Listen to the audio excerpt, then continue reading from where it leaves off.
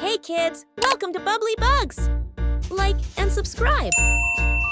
It's time to meet the bug of the week. Say hello to Lucy the ladybug. She's red, she's round, and she's ready to shine. Lucy lives in gardens, parks, and meadows. She loves to rest on leaves and flowers, especially when it's sunny. She's like a tiny garden superhero. Lucy helps keep plants safe by eating pests.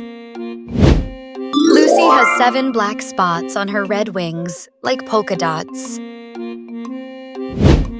Each ladybug can have different spots. Isn't that cool?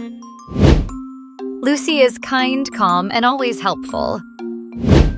She loves to nap in flower beds and take slow, peaceful walks.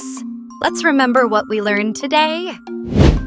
Lucy is a ladybug. She lives in gardens. She eats pests like aphids. She has red wings with black spots, and she's a helpful little friend. Thanks for meeting Lucy the ladybug with us today. See you next time for another Bug of the Week. Until then, stay curious, little bug explorers.